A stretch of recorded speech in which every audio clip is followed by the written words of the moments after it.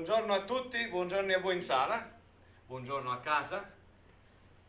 Iniziamo questo culto con questo versetto dal libro di Isaia, capitolo 43, versetto 2. E dice così: quando dovrai attraversare le acque, io sarò con te. Quando attraverserai i fiumi, essi non ti sommergeranno. Quando camminerai nel fuoco, non sarai bruciato e la fiamma non ti consumerà. È una promessa, è chiaro.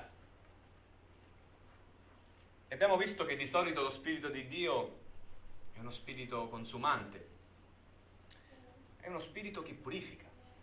Nell'Antico Testamento vediamo tante volte, ma in questa promessa vediamo qualcosa in più. In questo qualcosa in più c'è la speranza. Questa speranza ci fa pensare all'eternità e ci vuole dire, soprattutto stamattina, ci vuole dire non temere. Non temere quello che vedremo in questo canto che faremo adesso. Il Signore vuole dirci proprio questo. Il canto della nostra raccolta è il 61. E dice: quando passerai per delle acque, e infatti si rifà proprio a questo capitolo, io sarò sempre con te. Io sarò sempre con te. Anche quando ti sembrerà che non c'è nessuno in quel momento lì, ti sentirai solo in quel momento lì, e invece il Signore è lì con te. E tu non lo sai. E tu non lo senti, perché stai sentendo te stesso, non stai ascoltando la sua voce. Allora adesso facciamo in piedi questo canto, lo facciamo con forza. No, non temere, perché tu sei prezioso, dice il Signore.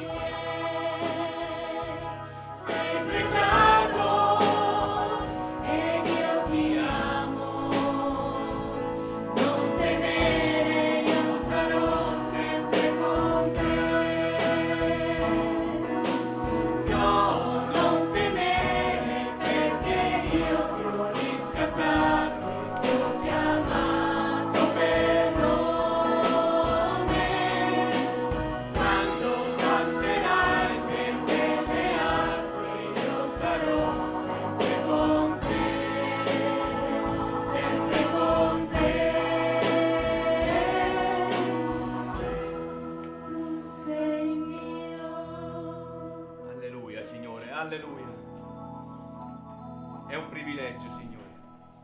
Sapete che tu dici a noi, tu sei mio. Sapete che tu dici a noi, sei prezioso. Se sei in sala e non hai abbastanza autostima, ricordati che c'è un Dio grande, c'è il Creatore, c'è colui che ti ha fatto, c'è colui che ti dà la salvezza e per lui tu sei prezioso. Signore, sia lode al tuo nome, Signore. Grazie per la libertà che abbiamo oggi di innalzare, di glorificare il tuo santo nome. Grazie per queste parole preziose che ascoltiamo dalla tua scrittura. La tua scrittura è verità. Benedici, Signore, i presenti e benedici gli assenti e chi non è potuto venire anche per motivi di salute. Alleluia. Amen. Leggiamo dal Salmo 25, versetto 10, un altro piccolo versetto, un versetto ricco, e che dice così: tutti i sentieri del Signore sono bontà e verità per quelli che osservano il suo patto e le sue testimonianze. Amen. Amen. Avete mai attraversato dei sentieri di montagna? Sì? Io mi perdo subito, anche in bici mi sono perso una volta addirittura. Però nei sentieri di Dio non mi sarei perso. Non mi sarei perso né a piedi né con la bici né in nessun altro modo, perché il Signore ha dei sentieri diversi, come abbiamo letto dal Salmo, dei sentieri di bontà, dei sentieri di verità. Osserviamo il suo patto, impariamo ad osservare il suo patto, impariamo ad ascoltare la sua voce, impariamo a credere a quello che sta preparando il Signore per ognuno di noi. Lo sta facendo anche per te che ancora non hai deciso in questo momento. Il Signore sta preparando un luogo e in quel luogo c'è tutto questo: bontà, verità. Non ti farai mai male, non soffrirai più. Alleluia. La bontà del mio Signore. Per tutto questo, il Signore fa tutto questo perché il Signore è buono. Alleluia.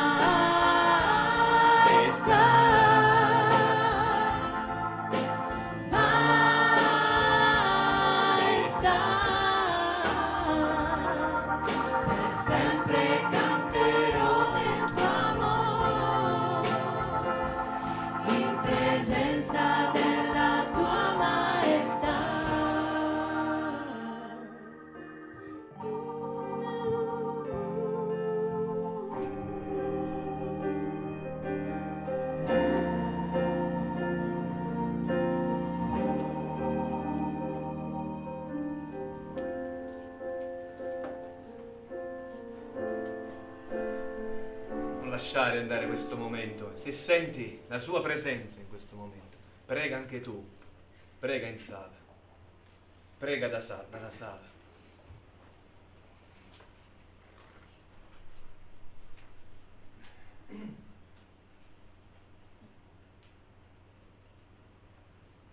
Davanti alla tua maestà questa mattina, Signore, ci inchiniamo non solo per riconoscere la tua signoria, Signore, ma anche questo atto deliberato prima della fondazione del mondo, Signore, di avere una relazione autentica con i tuoi figli, Signore.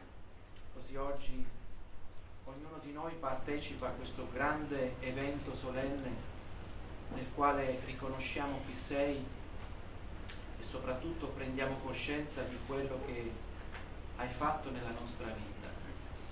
E questo ci dovrebbe istruire a camminare in novità di vita, ci dovrebbe ricordare la responsabilità che abbiamo ogni giorno nel cammino con te. Signore, questa mattina noi ci impegniamo, Signore, a rendere grande la tua opera, ma anche ci responsabilizziamo nel rendere la nostra vita quella che tu vuoi. Ti adoriamo questa mattina perché lo possiamo fare insieme, lo possiamo fare anche con coloro che ci seguono da casa, Signore, a coloro che sono lontani da noi, Signore, forse in una parte del mondo che non conosciamo. E questo ci rende grandi in te, ci rende gioiosi, Signore, di far parte di un grande popolo che un giorno si troverà insieme alla tua presenza. Ti benediciamo questa mattina, ti glorifichiamo nel nome di Gesù. Amen. Amen.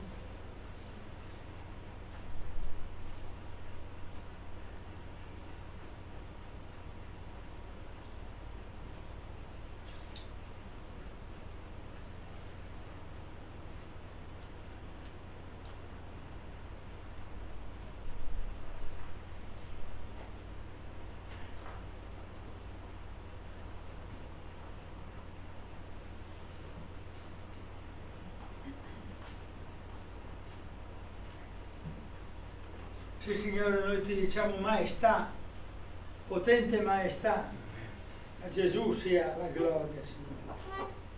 Signore, è difficile dirti io ti dono tutto quello che ho, perché tutto quello che ho è già tuo. Ti lodo per tutto quello che ho, Signore, per tutto quello che è già tuo, che io ho in prestito. Sia lodato il tuo nome, Signore. Amen. Sia benedetto il tuo nome, Signore. Alleluia. In questa domenica, in questo primo giorno della settimana, che è il tuo giorno, Signore, sia benedetto il tuo nome. Amen. Amen.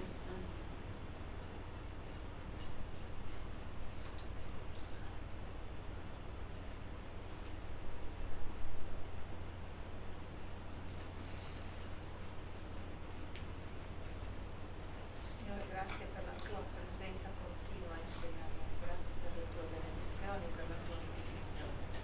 Grazie perché hai il controllo della nostra vita. Amen.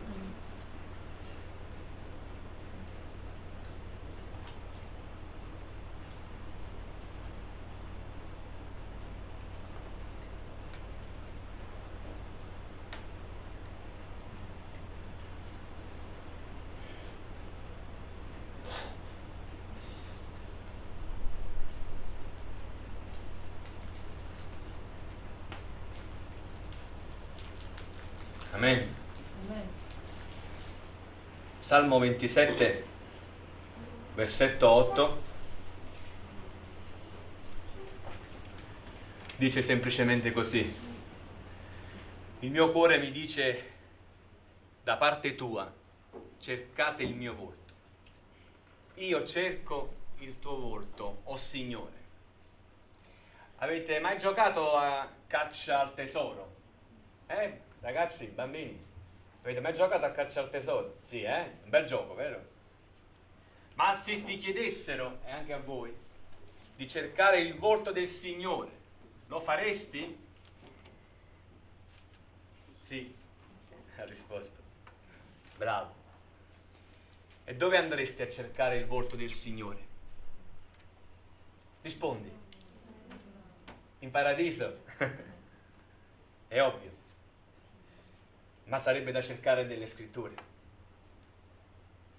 perché nelle scritture troviamo il suo carattere, troviamo la sua volontà, troviamo le sue richieste, vediamo i suoi miracoli, le sue promesse e quindi le sue speranze. E allora tutti vogliamo andare a cercare adesso il Signore, giusto? Lo facciamo correndo e corriamo dal Signore. E corro da te, dice questo canto. E corro da te con gioia e corro da te per cercare il tuo volto, Signore. Amen.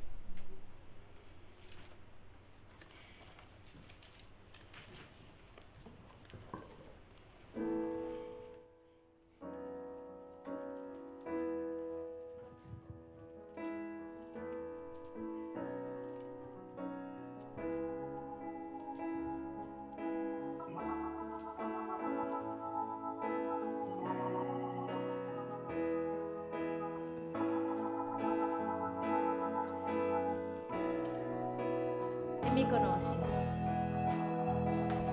Mi guardi e mi conosci, ti chini su da vita e poi mi accoglierai fra le braccia del suo amore. Alleluia. Mi accoglierai fra le braccia del tuo amore. Signore, accogli il fratello Vito, Signore, che porterà la parola, Signore. Grazie per gli insegnamenti che gli hai messo nel cuore e che lui adesso vuole condividere con tutti noi, Signore. Possa tu benedire ancora questo culto, Signore, e tutto quello che faremo. Nel nome potente del nostro Signore Gesù Cristo. Amen.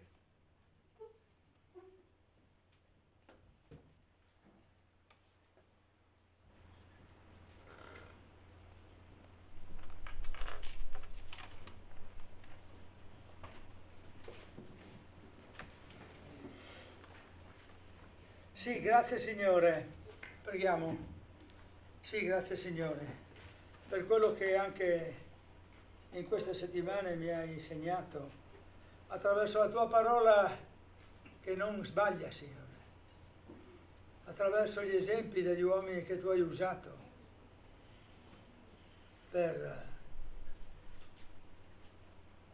produrre gli avanzamenti del tuo regno. Anche la storia che studieremo oggi è una storia che fa parte di quel processo di adempimento del tuo regno, Signore.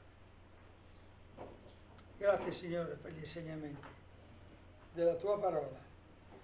Dacci sempre, Signore, la diligenza e anche l'urgenza di andare nella tua parola a scoprire la verità. Daccela ogni giorno, Signore. Amen. Bene.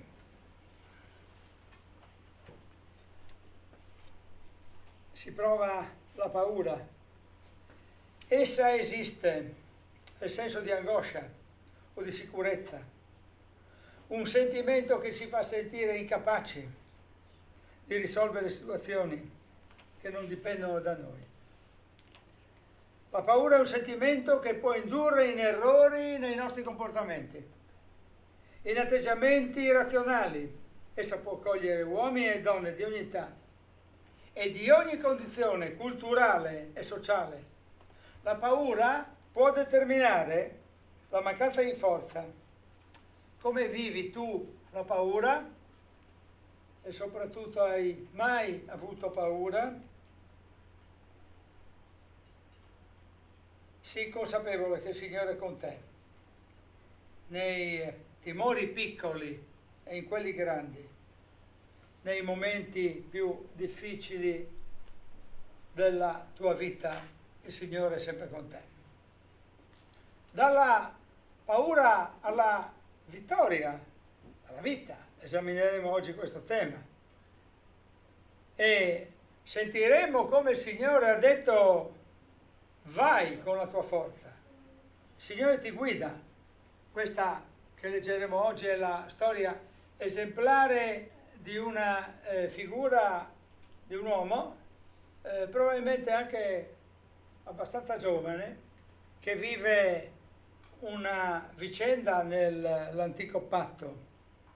È la storia di Gedeone, che noi troviamo in Giudici, capitolo 6, 7 e 8. Vi invito a leggere i capitoli 6, 7 e 8 di Giudici in modo continuativo, se possibile in un giorno solo, se non è possibile in un paio di giorni, per avere una completezza di narrato. Ci sono tante storie straordinarie nella Bibbia. Oggi leggeremo della paura di Gedeone, della forza che gli dà il Signore, cominciando proprio con il capitolo 6 dei Giudici.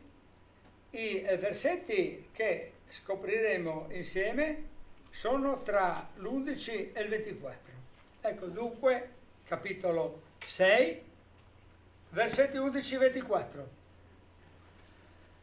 Poi venne l'angelo del Signore e si sedette sotto il terebinto d'Ofra, che appartiene a Joas, a Biesderitta. E Gedeone, figlio di Joas, trebbiava il grano nello strettoio per nasconderlo ai Madianiti. L'angelo del Signore gli apparve e gli disse: il Signore è con te, o uomo forte e valoroso. Gedeone gli rispose: ahimè, mio Signore, se il Signore è con noi, perché ci è accaduto tutto questo? Dove sono tutte quelle sue meraviglie che i nostri padri ci hanno narrate dicendo: il Signore non ci ha forse fatti uscire dall'Egitto? Ma il Signore ci ha abbandonati e ci ha dati nelle mani di Madian. Allora il Signore si rivolse a lui e gli disse: va con questa tua forza e salva Israele dalla mano di Madian. Non sono io che ti chiamo?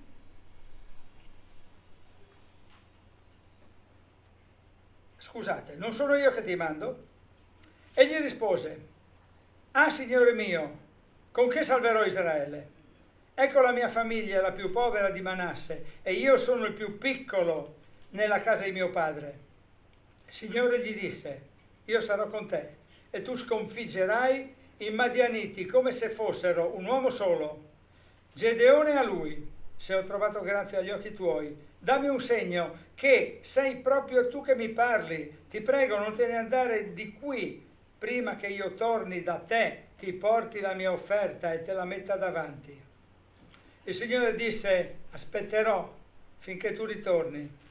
Allora Gedeone entrò in casa, preparò un capretto e con un'efa di farina fece delle focacce azime. Mise la carne in un canestro, il brodo in una pentola e gli portò tutto sotto il terebinto e glielo offrì. L'angelo di Dio gli disse: prendi la carne e le focacce azime, mettile su questa roccia e versavi sul brodo. Egli fece così. Allora l'angelo del Signore stese la punta del bastone che aveva in mano e toccò la carne e le focacce azime, e dalla roccia uscì un fuoco che consumò la carne e le focacce azime, e l'angelo del Signore scomparve dalla sua vista. Allora Gedeone vide che era l'angelo del Signore e disse: misero me, Signore mio Dio, perché ho visto l'angelo del Signore faccia a faccia. Il Signore gli disse: stai in pace, non temere, non morirai. Allora Gedeone costruì un altare al Signore e lo chiamò Signore Pace. Esso esiste anche al giorno d'oggi a Ofra degli Abieseriti. Poi venne l'angelo del Signore. Se noi sentiamo questa parola poi, dobbiamo chiederci che cosa c'era prima. E allora io adesso vi voglio leggere che cosa succedeva prima. La premessa a questa vicenda la troviamo sempre in Giudici, al capitolo 6, il precedente, dal versetto 7 al versetto 10. Sentite un po' che cosa accade. Quando i figli di Israele gridarono al Signore a causa di Madian, il Signore mandò ai figli di Israele un profeta che disse loro: così dice il Signore, il Dio di Israele, io vi feci salire dall'Egitto e vi feci uscire dalla casa di schiavitù. Vi liberai dalla mano degli egiziani e dalla mano di tutti quelli che vi opprimevano. Li scacciai davanti a voi, vi diedi il loro paese e vi dissi: io sono il Signore, il vostro Dio, non adorate gli dei degli Amorei nel paese dei quali abitate. Ma voi non avete ascoltato la mia voce. Gedeone, insomma, come avete visto, conosce l'infedeltà del popolo di Israele. Il profeta, è stato preso il lapsus perché le profezie hanno sempre un tono poetico, se osservate. Però il profeta che ha parlato conosce l'infedeltà di Israele, per conto di Dio parla e dice: guardate che è andata male, vi siete comportati male, voi che siete stati liberati dall'Egitto, guardate cosa avete fatto, avete affrontato gli dei adorandoli, quelli che io vi avevo detto che non vanno adorati, quelli assieme ai quali non avreste dovuto contaminarvi. E Gedeone lo prende veramente sul serio le parole del profeta. Infatti, parlando con l'angelo del Signore, dice, certo, siamo stati abbandonati per questo. Ma chi è Gedeone prima di andare avanti? Gedeone è un imprenditore accorto che nasconde nello strettoio. Sapete che cosa è lo strettoio? Io non lo sapevo. È una struttura che serve a pigiare l'uva. Ci sono due parti. La prima parte preme sull'uva, la seconda raccoglie il succo. E lui è proprio lì che nasconde il grano. Perché i madianiti appena arrivano portano via tutto. Ma nessuno si sognerebbe di andare a cercare il grano in una struttura che serve per l'uva. E a questa accortezza Gedeone, infatti quando l'angelo del Signore gli compare, lui è lì che fa questa azione di spigolare il grano e di metterlo in un posto segreto per salvarsi dalla carestia che potrà venire, perché i madianiti quando arrivano devastano tutto. E allora è un imprenditore accorto. Ha dei servitori. Al versetto 27 del capitolo sta scritto che lui si muove per un'azione che vi racconterò dopo con 10 dei suoi servitori. Quindi è veramente un imprenditore. L'incontro con l'angelo è un incontro straordinario. L'angelo si siede, insomma c'è una persona, c'è qualcuno che gli parla sotto un terebinto, sotto un albero, e gli dice: io sono con te, uomo forte e valoroso. Pensate un po', io sono con te, uomo forte e valoroso, il Signore sta in tua compagnia, tu sei un uomo forte che hai una grande forza, tu vali, sei importante, come molte volte ci siamo detti, anche questa mattina. Tu sei importante per Dio, non sei un poveraccio, non sei una persona qualsiasi, tu sei molto importante per Dio. Il Signore gli sta dicendo questo. Ma io mi chiedo, lo sta dicendo anche a qualcuno di noi oggi? Lo sta dicendo anche a te? Tu sei importante? O ti sta dicendo sei un nulla, vattene? Quando il Signore parla agli uomini, dice sempre tu sei importante, non gli dice tu non vali niente. Tu non vali niente, te lo può dire il tuo datore di lavoro, te lo può dire il tuo direttore.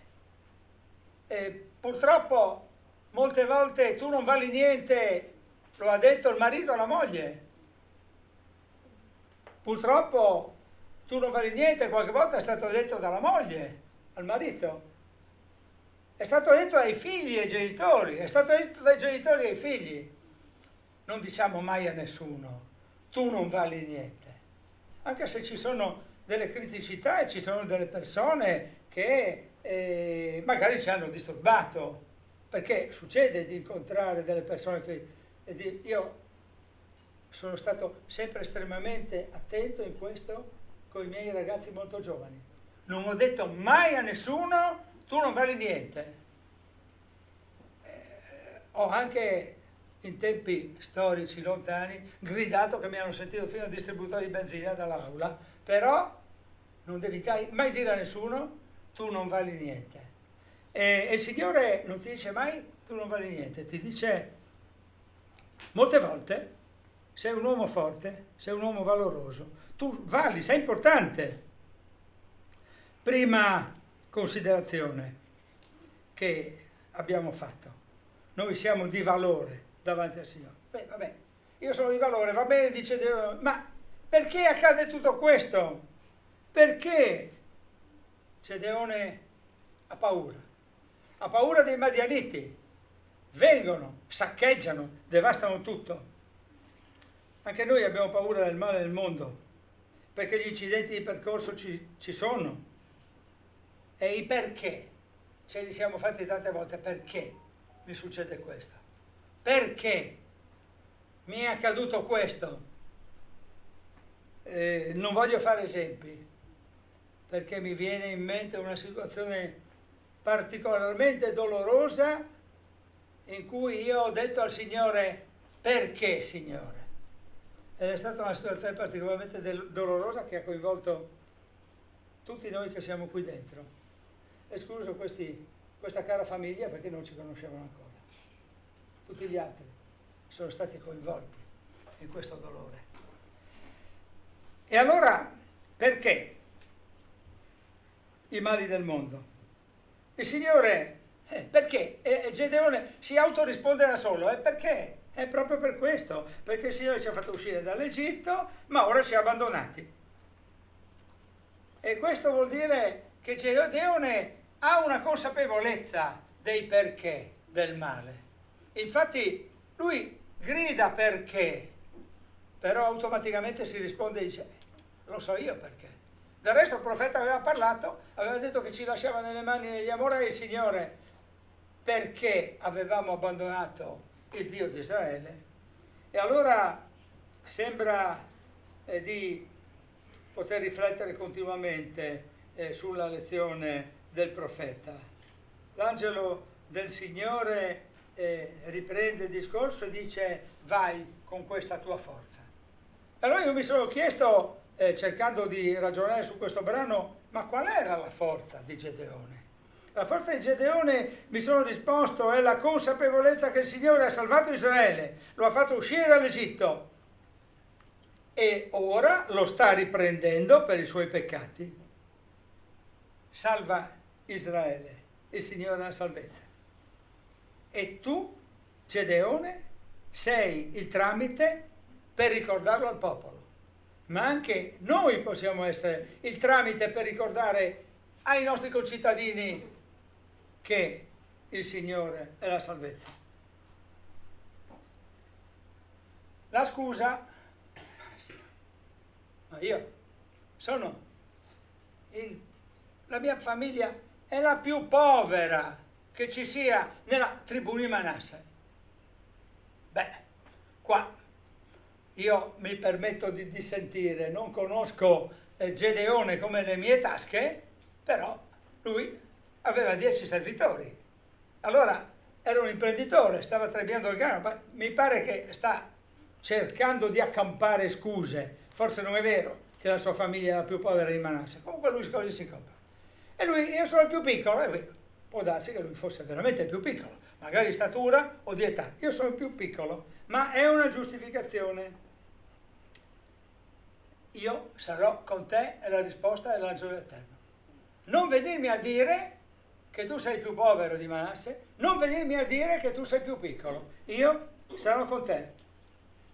E mi è venuto in mente che anche noi qualche volta, io parlo per me, abbiamo fatto questa autogiustificazione davanti a Dio. Io non voglio parlare della salvezza che viene solo da Gesù Cristo con delle persone, perché non mi sento adeguato, quello lì è tanto più alto in grado di me, oppure conosce la lingua molto meglio di me, conosce la filosofia molto più di me e ho paura quasi di andare a scontrarmi ideologicamente, venendo meno a quella dichiarazione che fa l'Apostolo quando dice parlate con tutti in tempo e fuori di tempo. Comunque io sarò con te. Il Signore dice a Gedeone io sarò con te e il Signore mantiene ciò che dice. Noi siamo esseri umani fallibili e tante volte non rispettiamo la promessa che facciamo, ma il Signore quando promette mantiene. Se sei tu che mi parli, aspetta un momento, torno subito. Questa è l'affermazione di Gedeone che avete letto. Ti aspetto, dice l'angelo dell'Eterno, lezione che imparo tra parentesi, il Signore sa aspettare anche i tuoi tempi. Il Signore sa aspettare i tuoi tempi, però che i tuoi tempi vengano. Gedeone torna con un culto preparato, farina per fare le focacce, delle focacce dunque, della carne, del brodo, e il Signore indica come deve essere posto il culto.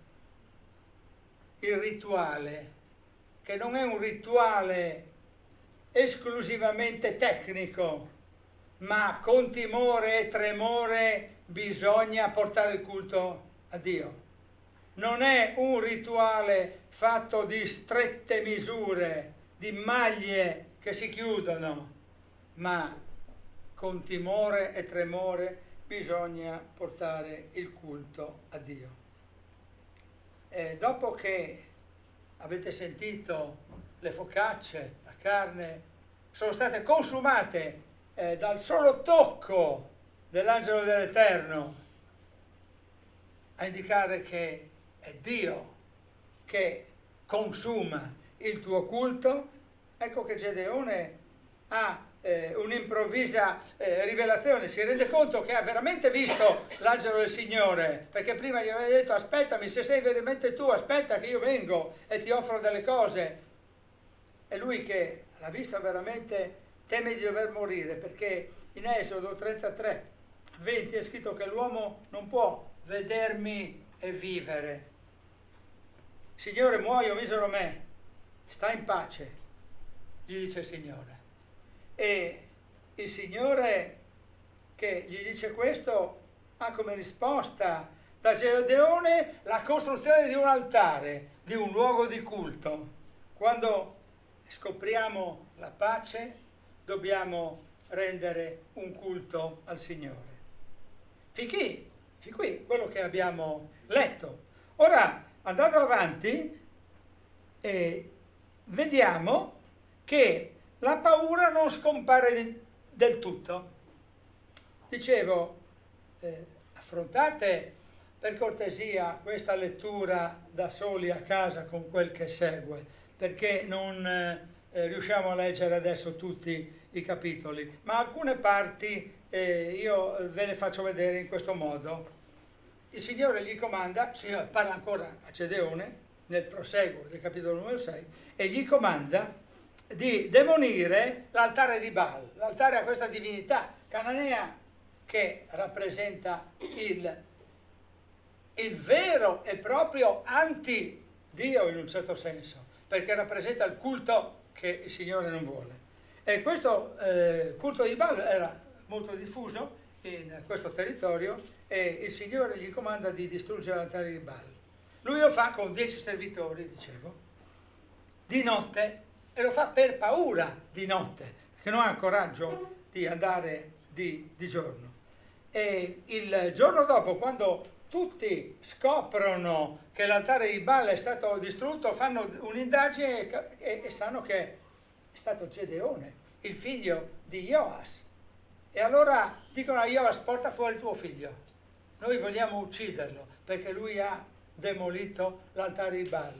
E Joas qui dice: chi è a difendere Baal sarà messo a morte entro domani mattina. Non dice chi attaccherà Gedeone, ma dice chi difenderà l'altare di Baal. Perché, aggiunge, difenda Baal il suo altare, dato che gli hanno devastato il suo altare.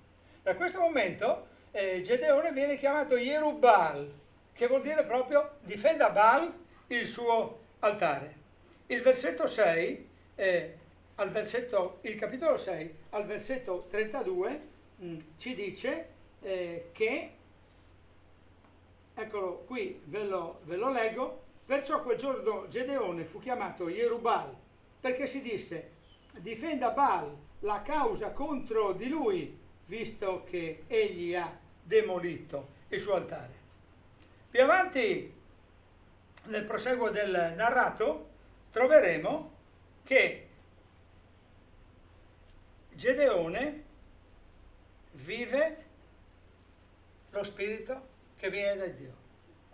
E vi leggo testualmente: lo spirito del Signore, al versetto 34, si impossessò di Gedeone, il quale suonò la tromba e tutti gli abiezeriti furono convocati. Il suono della tromba, la convocazione. Perché? Perché nel frattempo i Madianiti sono tornati alla carica e stanno di nuovo invadendo il paese.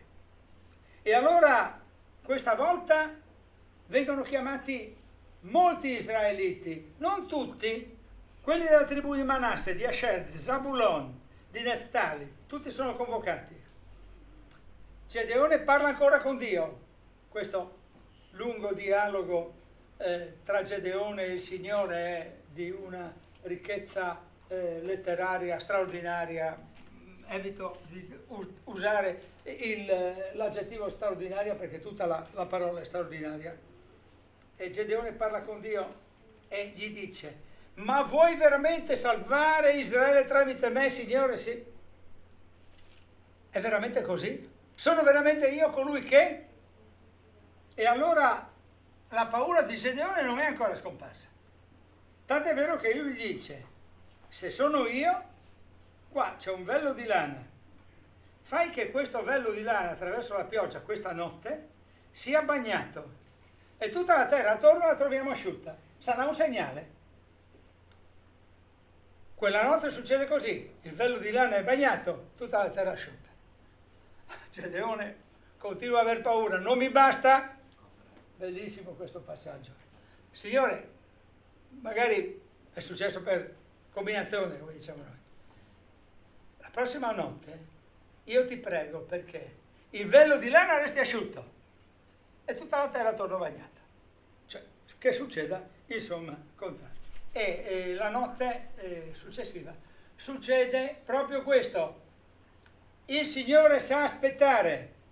Il Signore sa aspettare. E allora Gedeone veramente capisce e si prepara alla battaglia.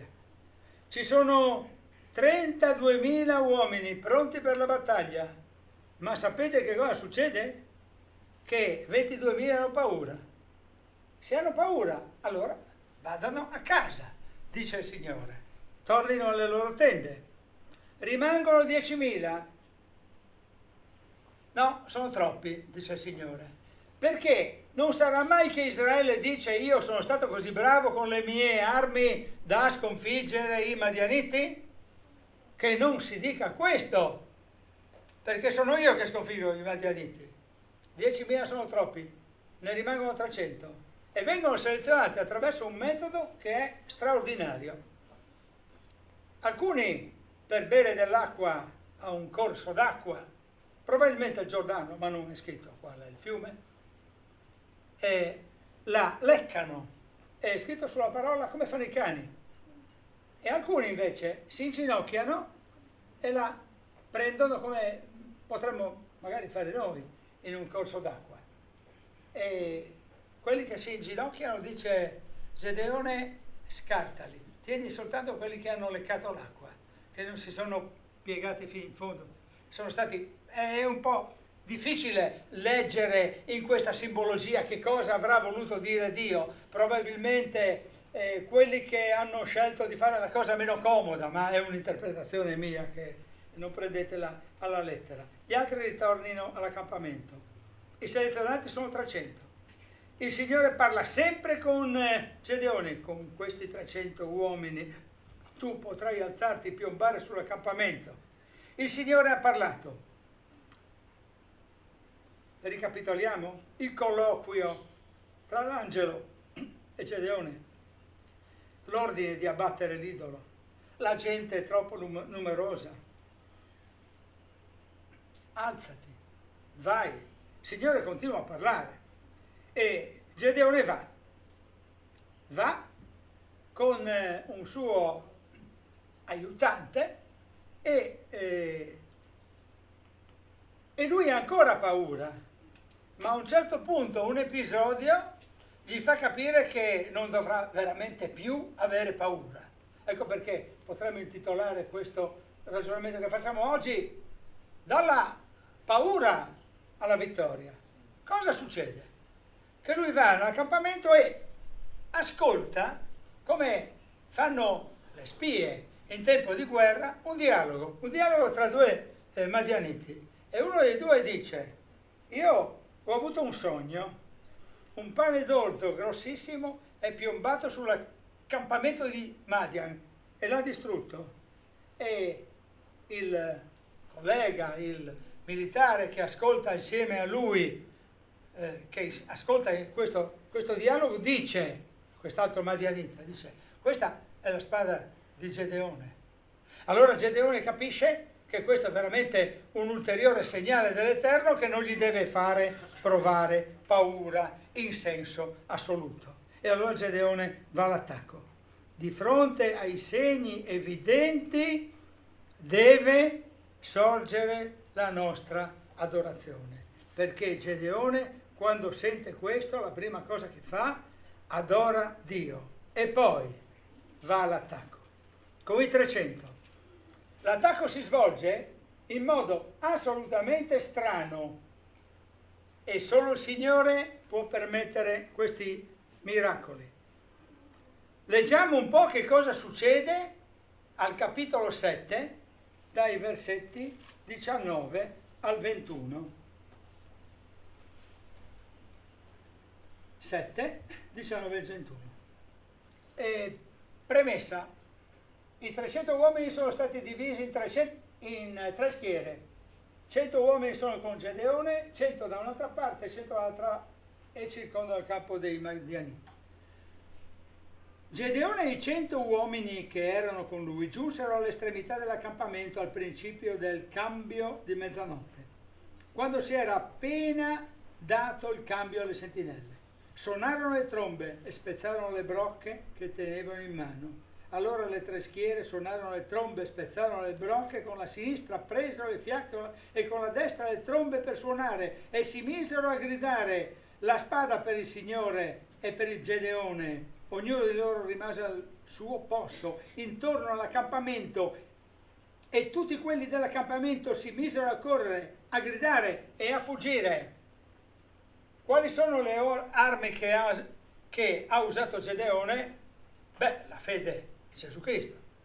Però ci sono anche due armi tecniche che non penseremmo mai che potevano essere armi. Una fiaccola, una brocca con una fiaccola dentro e una tromba. Gedeone sconfigge i Madianiti suonando la tromba, spezzando la brocca e facendo emergere questa luce. I Madianiti si sentono circondati e sentono che per loro è finita. Non sanno che ci sono soltanto 300 uomini e soprattutto i 100 di Gedeone, e loro sono molto più numerosi. E che cosa succede? Che i Madianiti si scontrano l'uno contro l'altro. Signori, purtroppo vi diranno che questa è mitologia, come parlare dell'Iliade e dell'Odissea. E noi vi diciamo, noi che siamo qui dentro, vi diciamo che questa è la parola di Dio. Questa cosa qui è accaduta veramente, perché Dio non ha voglia di raccontare fiabe. Dio vince veramente e non ha bisogno per vincere dei carri armati né delle spade. Sono sufficienti delle trombe, sono sufficienti delle fiaccole.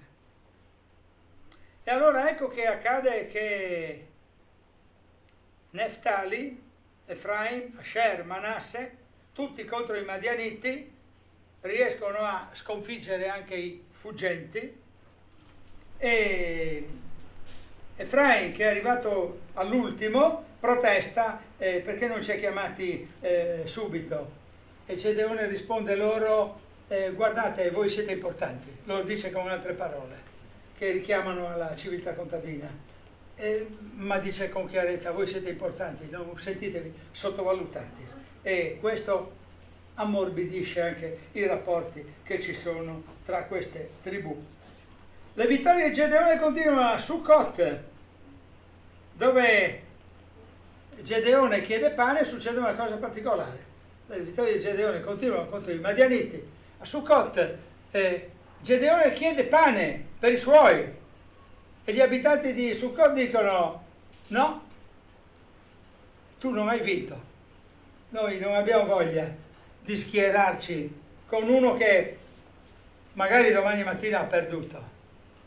Vanno in un altro centro, un altro piccolo centro che si chiama Penuel, e anche a Penuel Gedeone chiede pane, e quelli di Penuel danno la stessa risposta. A Sukkot Gedeone risponde in modo molto duro: quando io prenderò i re dei Madianiti e li sconfiggerò, io tornerò indietro e vi lacererò le carni. A Penuel dice: io quando vincerò tornerò e abbatterò la torre.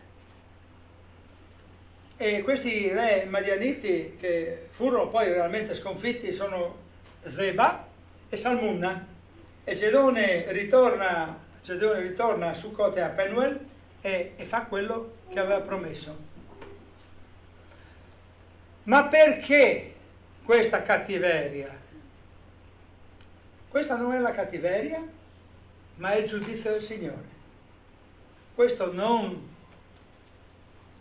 vuol dire che in tempi successivi a questi qualcuno nel nome della patria, anche nel nome di Israele, è autorizzato a fare stragi. Questo non vuol dire che viene autorizzata la guerra. Questo non vuol dire che vengono autorizzate né le crociate né i combattimenti di Israele contro i palestinesi 2020, 21, 22. Questo non vuol dire questo. Vuol dire che il Signore giustifica quella guerra. E il Signore può giustificare quello che vuole. E i nemici del Signore, alla fine dei tempi, saranno tutti puniti. Chi non accetta Gesù Cristo sarà punito alla fine dei tempi. Ma io sono neutrale. Io sono neutrale, lo posso dire quando vado a vedere la partita. Io non sono né dell'Inter né del Milan. Lontano sia. Arrangiatevi voi. Il Signore non vuole neutrali. O tu stai col Signore o tu sei contro di Lui. Questi bambini, ben presto, dovranno imparare. Questi bambini. 3, 4, 5, no, 3, sì, più 2. Questi bambini, come tutti noi che siamo qui dentro, dovranno imparare ben presto che con il Signore la partita non finisce 0-0.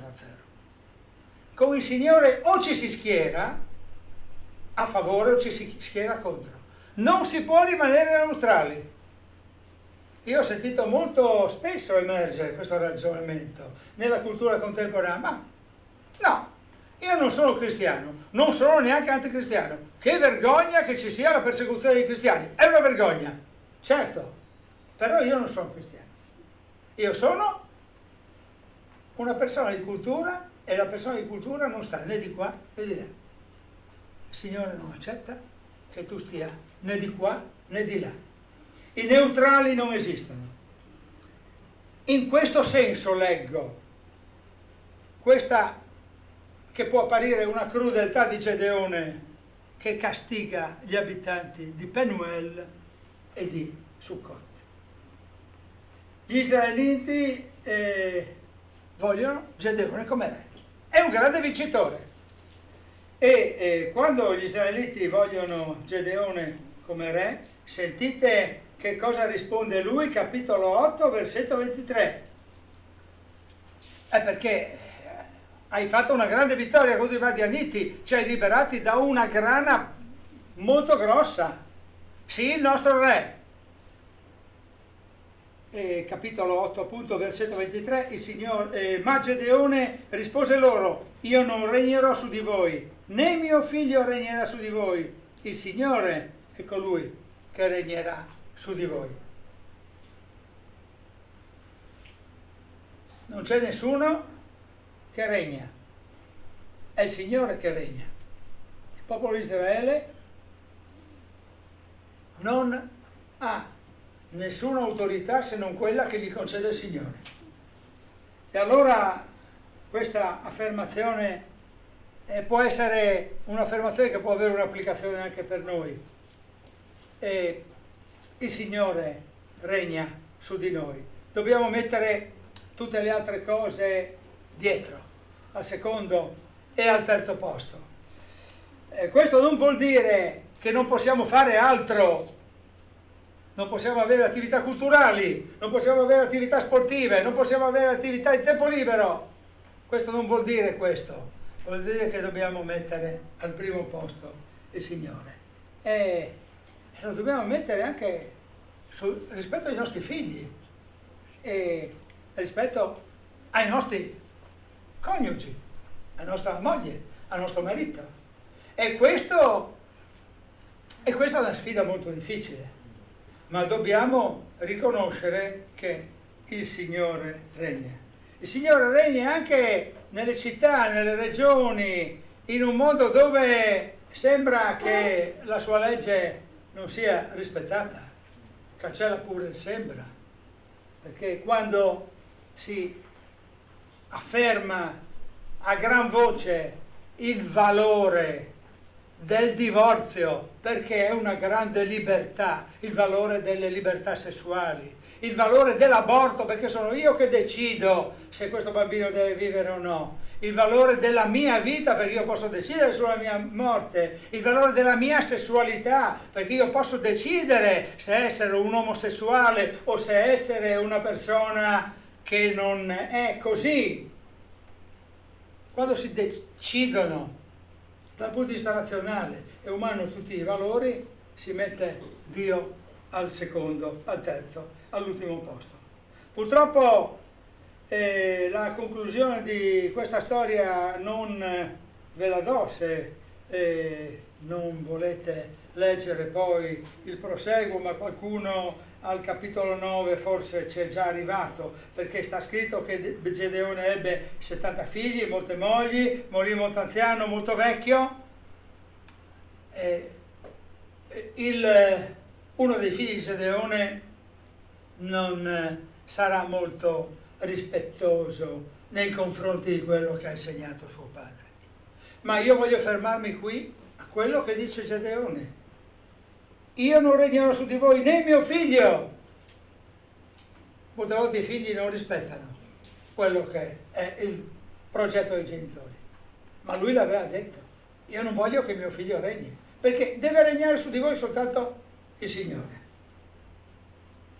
La lezione di Gedeone, ne abbiamo già viste alcune.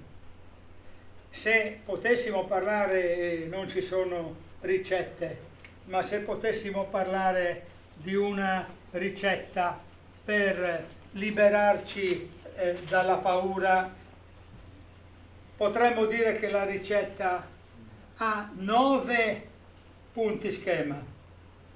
Il primo, l'infedeltà porta al giudizio di Dio. Se siamo infedeli con Dio dobbiamo aspettarci il suo giudizio. La seconda lezione, il Signore libera dal male, come la preghiera che insegna Gesù, liberami dal male. La terza lezione, liberati tu dagli idoli, che non sono gli idoli di legno dedicati a Baal, ma sono cose molto più sottili. Ognuno individui le sue. La lezione numero 4, il Signore ti dà forza, perché per Lui sei importante.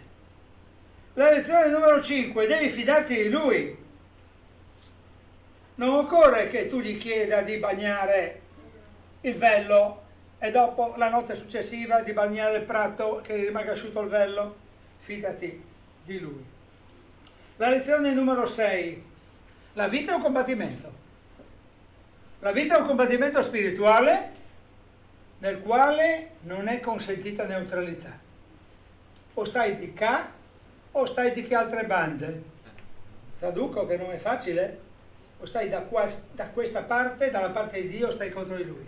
Non si sta in mezzo. In mezzo o il Signore non funziona. La lezione numero 7, parla con Dio. Parla con Dio, la sua parola, la Bibbia, la tua parola, la tua preghiera. Parla con Dio, Lui ti ascolta. La lezione numero 8, dagli il tuo culto, non solamente la domenica. Di gloria a te, o Signore, non solamente la domenica, perché siamo tutti insieme qui in sala in una condizione anche psicologica di vantaggio, ma anche quando ci sono degli svantaggi. La lezione numero 9 è forse quella più bella. Con Dio vinci, perché Dio è la sicurezza. E noi siamo sicuri in Lui e siamo completi in Lui, come dice uno dei canti che abbiamo affrontato in questi nostri anni di culto. Io vorrei concludere con una preghiera. Signore, che la lezione di Gedeone sia anche la nostra. Signore, noi vogliamo vincere la paura, l'angoscia, certi della tua presenza, certi che noi possiamo correre da te, perché il tuo Santo Spirito vive dentro di ognuno di noi. È vero che quando siamo insieme 2 o più persone, tu sei in mezzo a noi, ma è vero soprattutto che tu vivi sempre dentro di noi. Non abbiamo bisogno di essere in comunità. Abbiamo bisogno della comunità, ma non ci serve solo la comunità per sapere che tu ci guidi. Signore, vogliamo anche noi incontrare l'angelo, vogliamo incontrare Gesù Cristo sotto un albero o nel soggiorno nella nostra casa. Signore, se c'è qualcuno di noi qui dentro che non ha ancora conosciuto Gesù Cristo, ti preghiamo sotto un albero, sotto un ombrellone, o in un soggiorno di una casa, o in una camera. Ti preghiamo di farti conoscere da Lui. Ti preghiamo di chiamarlo per nome. Signore, noi abbiamo bisogno di te, ma sappiamo che possiamo con te e solo per la tua forza essere forti e valorosi. Lode a te, Signore. Benedici il proseguo della nostra giornata, benedici questa settimana che comincia la domenica. Signore, rimani con noi e noi saremo forti e valorosi. Te lo chiediamo nel nome potente di Gesù Cristo. Amen.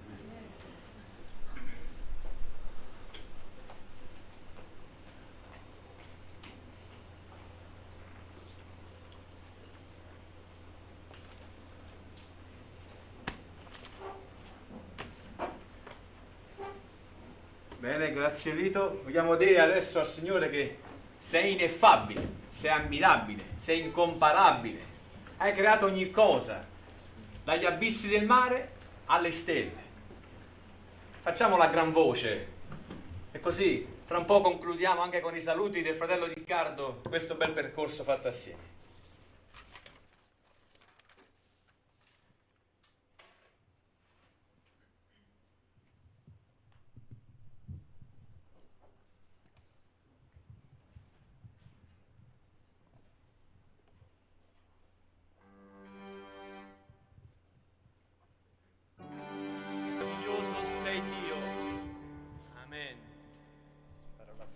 Riccardo.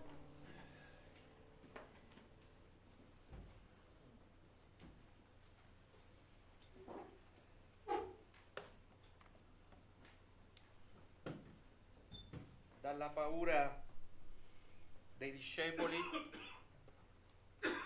alla vittoria di Cristo, pensando alla riflessione che Vittorio ci ha portato, ci consente di entrare nella preghiera sacerdotale con un versetto, e con questo versetto saluteremo tutti voi. Questa è la preghiera che Gesù ha fatto al Padre pensando a te, pensando a ciascuno di noi, pensando a tutti quelli che non solo erano lì, i suoi discepoli in particolare, ma per tutti quelli che avrebbero creduto, compreso te che sei qui. Ecco cosa dirà Gesù al Padre. Che questa sia anche una benedizione per te oggi. Padre, io voglio che dove sono io siano con me anche quelli che tu mi hai dati, affinché vedano la mia gloria che tu mi hai data, poiché mi hai amato prima della fondazione del mondo. Dio ti benedica.